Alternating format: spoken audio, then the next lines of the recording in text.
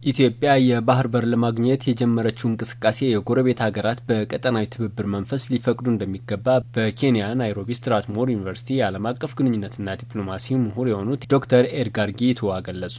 በኬንያ ናይሮቢ ስትራትሞር ዩኒቨርሲቲ የዓለም አቀፍ ግንኙነትና ዲፕሎማሲ ምሁር የሆኑት ዶክተር ኤድጋር ጊቱዋ በአፍሪካ ቀንድ ያለው ወታደራዊ ኃይል ያለውን ጥቅምና ጉዳት እንዲሁም የባህር በርን በማስመልከት ማብራሪያ ሰጥተዋል። በማብራሪያቸውም በዓለም ሀያላን ሀገራትን ጨምሮ በቀጠናው ከ12 በላይ ወታደራዊ ሰፈሮች መቋቋማቸውን ጠቁመው በዚህም ቀጠናው ከፍተኛ ወታደራዊ ኃይል ያለበት ቀጠና መሆኑን ተናግረዋል። እነዚህ ኃይሎች በቀጠናው የራሳቸውን ኢኮኖሚያዊ፣ ጂኦፖለቲካልና የደህንነት ፍላጎት ያላቸው መሆናቸውን ጠቅሰዋል።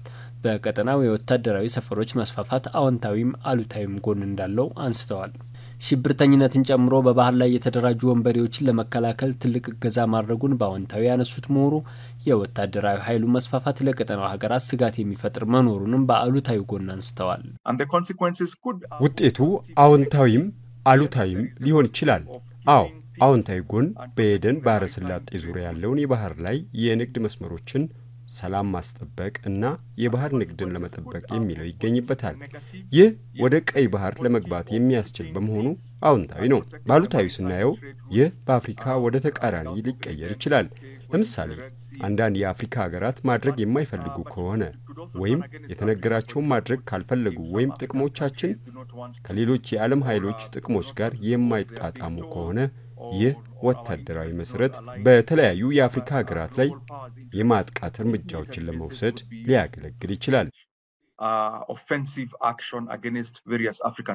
የውጭ ኃይሎች ወደቦችን ሙሉ በሙሉ የመቆጣጠር ፍላጎት ትክክል አለመሆኑን ያነሱት ዶክተሩ ይህ የአፍሪካን ሀገራት ሉዓላዊነት እንደሚጎዳ ጠቁመው ሁሉም ሀገራት በጋራ መጠቀም የሚችሉበት ሁኔታ መፍጠር ይቻላል ብለዋል።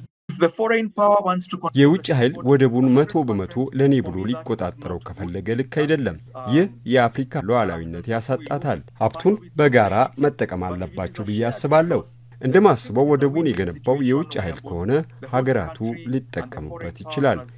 ሁለቱም ሀገራት ጥቅሞችን የሚያገኙበት አሸናፊ ሁኔታ ያስፈልጋል ብዬ አስባለሁ።